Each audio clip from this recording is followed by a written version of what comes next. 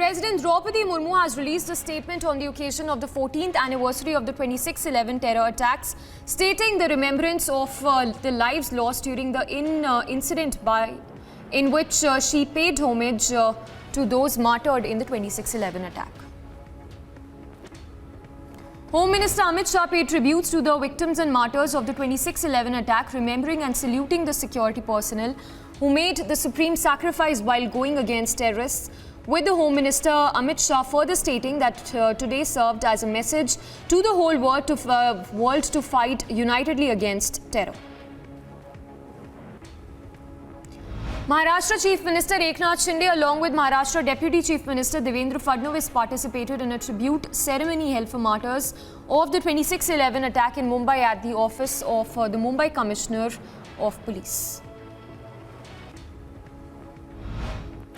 On the occasion of the 26/11 attacks in Mumbai, Ministry of External Affairs Dr. S. Jaishankar took to social media stating that terror threatened humanity and that the planners and overseers of the attack being brought to justice was something that we owe to the victims of terror across the world.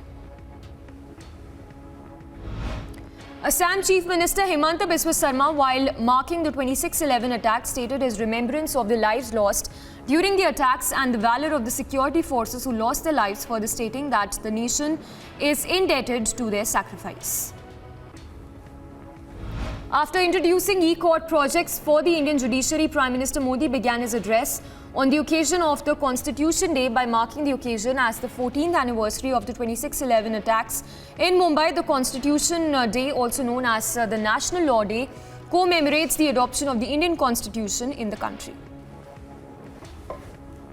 14 वर्ष पहले जब भारत अपने संविधान और अपने नागरिकों के अधिकारों का पर्व मना रहा था, उसी दिन मानवता के दुश्मनों ने भारत पर सबसे बड़ा आतंकवादी हमला किया था। मुंबई आतंकी हमले में जिनकी मृत्यु हुई, मैं उन्हें अपनी श्रद्धांजलि अर्पित करता हूं। Speaking on the significance of the Indian Constitution and the words that we the people that begin the document, the Prime Minister stated that the words signified India's presence as the mother of democracy and the goal of putting that sentiment to effect at the global level. एक आह्वान है, एक प्रतिज्ञा है, एक विश्वास है। संविधान में लिखी ये भावना उस भारत की मूल भावना है जो दुनिया में लोकतंत्र की जननी रहा है, मदर ऑफ डेमोक्रेसी रहा है।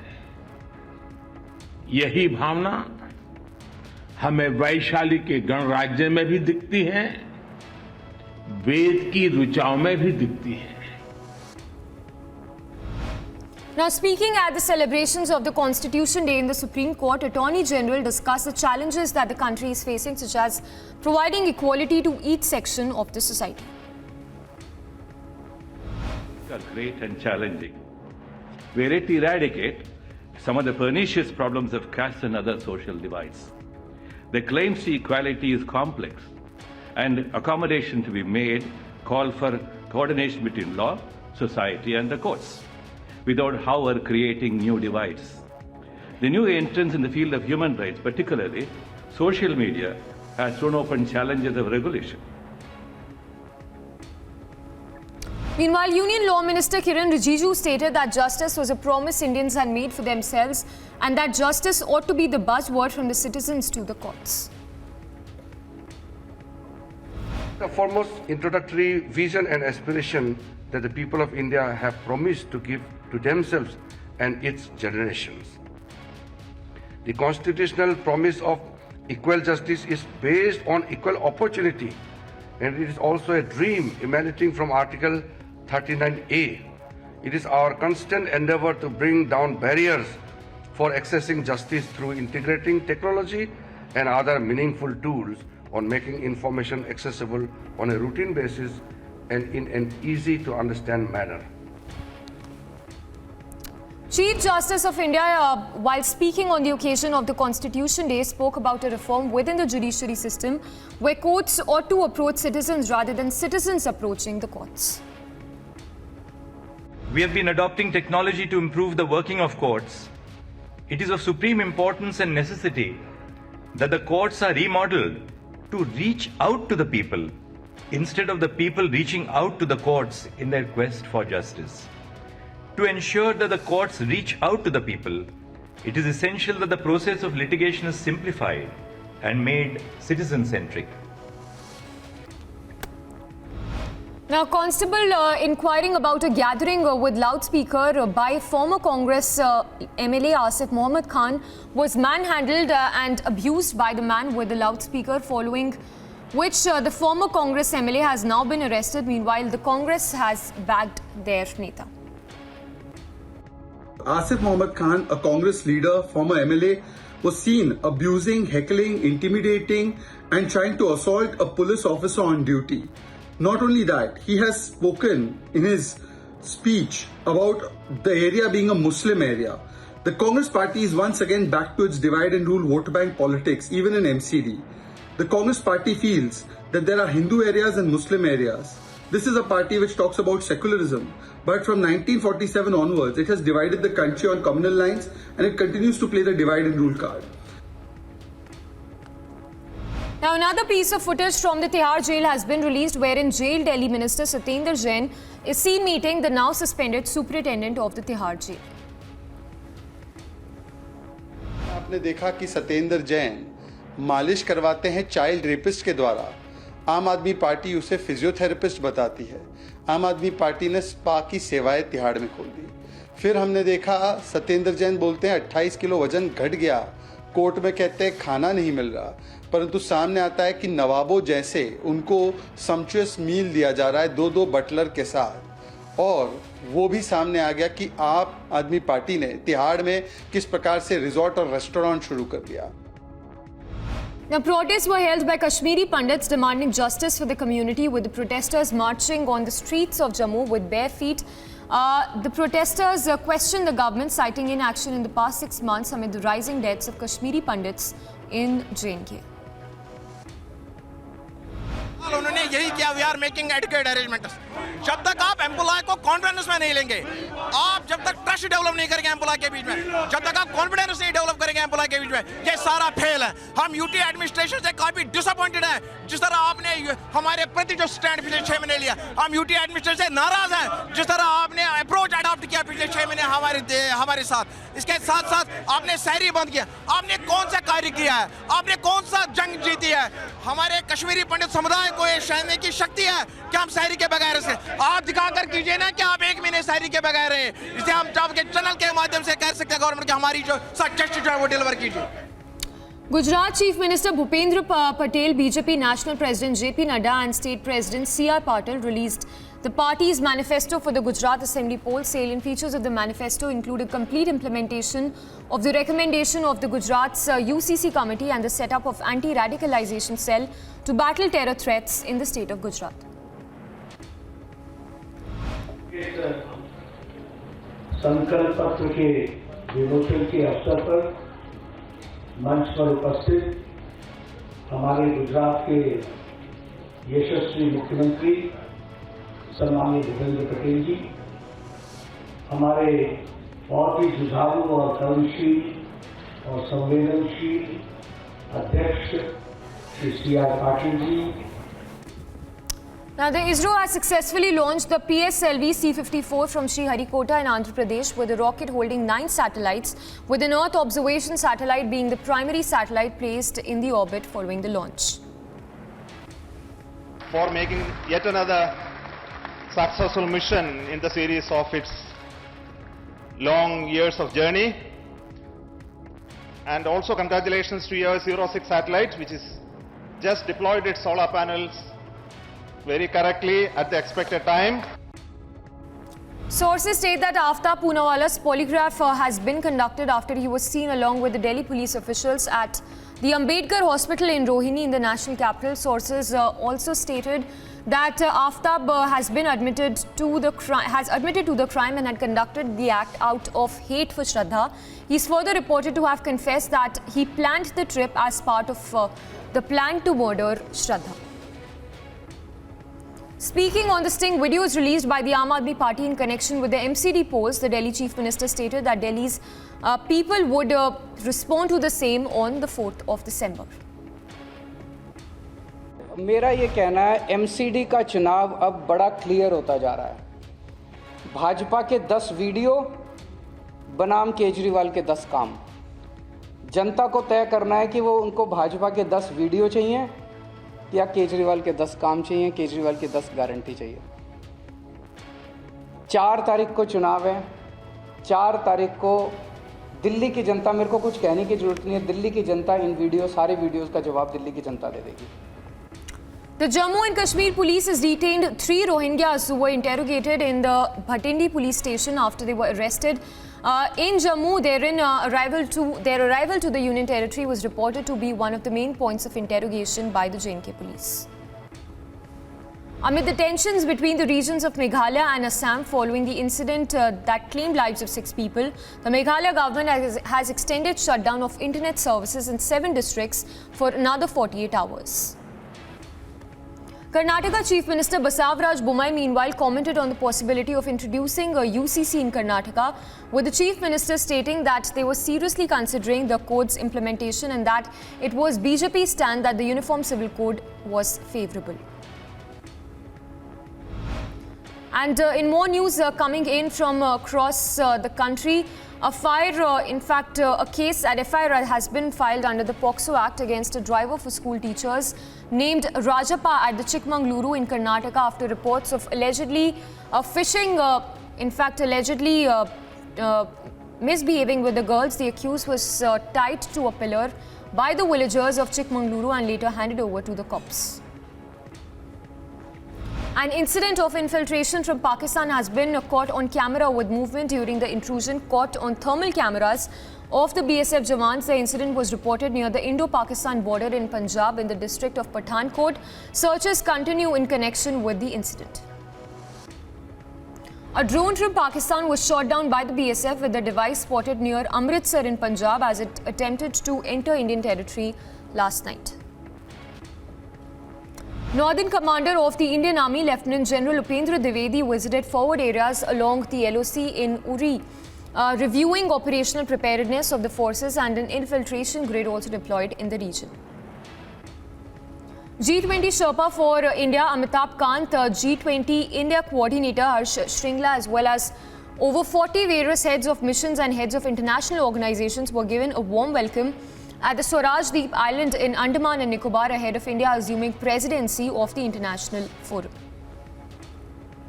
Delegates of the international organizations in Andaman and Nicobar Islands ahead of India taking up the G20 presidency performed yoga at the Kala Pathar beach in Andaman and Nicobar with Chief Coordinator for India's G20 presidency Shringla speaking about the beach cleaning activity that followed, representing the environmentally conscious aspirations the G20 wishes to achieve in the following years.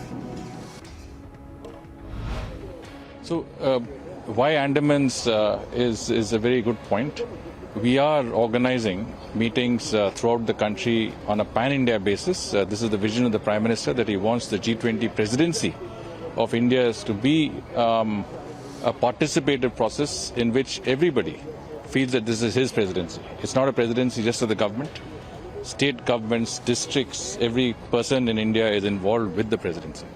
Now, Andamans is very important because you recall when the Prime Minister was in Bali for the G20 summit in Indonesia, he said, he told the Indonesian president, we are not 90 miles apart, we are 90 miles close.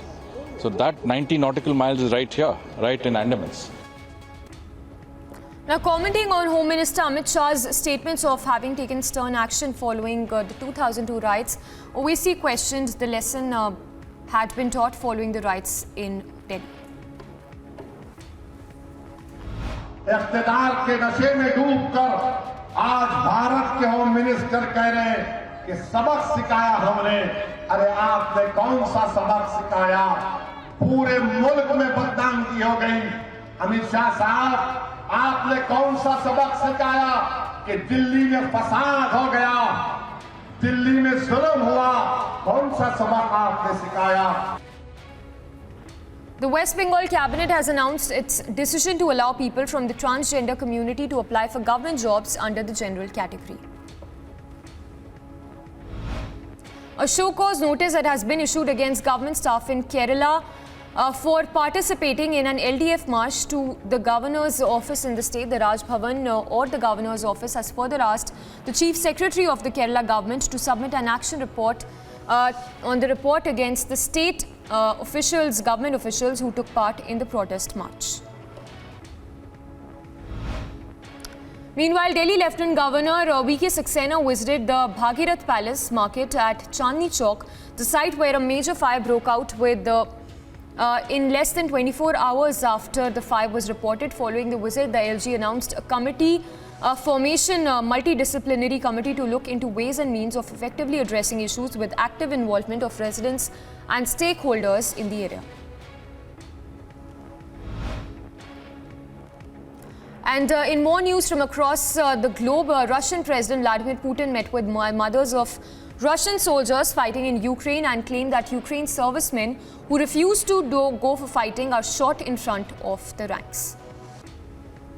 The European Union interior ministers weighed proposals to ease tensions between France and Italy over migrants arriving on their shores without authorization, including a possible crackdown on charity-run ships doing search and rescue work in the Mediterranean Sea. The Chilean truck drivers stopped negotiations to lift partial road blockades in the country, which were launched in response to price of fuel. The drivers said that they left the talks when the government refused to drop lawsuits against them. Meanwhile, authorities investigating fatal shootings of 6 people at a Walmart said that the shooter brought the gun just hours before and left a note with grievances against co-workers on his phone. In the note released by the police, he said that co-workers harassed and mocked him. Meanwhile, police in Istanbul broke a rally calling for an end to violence against women and for Turkey's return to a treaty aimed at protecting them. The demonstrators had tried to march along Istanbul's main pedestrian street and the site where the Turkey bombings took place to mark the November 25th International Day for Elimination of Violence Against Women. Meanwhile, a Peruvian president swore in as the new premier, the 5th since he took office on July 2021. The president has taken the position as the head of the cabinet following the resignation of Aníbal Torres after the parliament rejected an explicit request for his backing to amend a law. A US Coast Guard helicopter rescued a man who was reported to have fallen overboard from a cruise ship into the Gulf of Mexico about 20 miles off the southwest in Louisiana in United States. Meanwhile, shoppers flocked Houston Galleria Mall shopping for gifts and taking advantage of Black Friday sales as they were encouraged to shop despite high instances of crime in the city. A 5-ton Christmas tree was lit up in Brussels on Friday to mark the beginning of 22nd edition of Winter Wonders. The tree in the square was decorated with 600 champagne-colored balls and 2 kilometers of LED lights and is part of Sound and Light show, which is taking place at the Grand Place Square until 1st of January. NASA's Orion capsule is now circling the moon in an orbit stretching tens of thousands of miles. The capsule and its 3 test dummies enter lunar orbit more than a week after launching on the test flight. And more from the international space, fans of the Ecuadorian soccer team gathered in a park on Friday to follow the match between their national team and the Netherlands.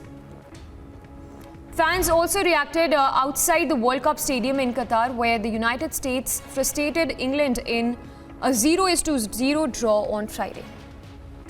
Meanwhile, tensions ran high at Iran's second match at the World Cup on Friday as pro-government fans harassed those protesting against him, shouting matches. In fact, sloganeering that was heard outside the stadium among the fans. Argentina fans, meanwhile, flocked to Doha on Friday night to show support for their team ahead of a second World Cup match against Mexico. Brazil opened their practice this Friday for a small group of supporters and family members following a 2-0 win over Serbia at their World Cup debut on Thursday. It was the first practice following news that Neymar and Danilo will miss the entire group stage but will remain with the squad undergoing treatment for their ankle injuries. Poland, meanwhile, trained at their World Cup base on Friday, continuing preparations for following day's game against Saudi Arabia in Group C of the FIFA World Cup. Iranian fans, meanwhile, expressed their happiness as their national team defeated Wales by 2-0 in the World Cup on Friday. The Pittsburgh Riverhounds of the USL Championship hosted a World Cup viewing party on Friday at their home Highmark Stadium. Germany trained at the AI Shamal Stadium in Qatar, which is 110 kilometers north of Doha, 2 days before their must-win game against Spain. The four-time World Cup champions were surprisingly defeated by 2-1 by Japan in their opening match last Wednesday. Speculations are rife of a possible controversy surrounding the possibility of Saudi Arabia being jointly awarded the staging of the 2030 FIFA tournament with Greece and Egypt, with issues such as women's rights and equality being questioned. And I think that a lot of changes have been happening in the kingdom, especially in empowering women in the workforce in the kingdom, and in terms of sports. In 2017 we had 0 national teams. Today we have 25 national teams that are proud of representing the flag and representing the country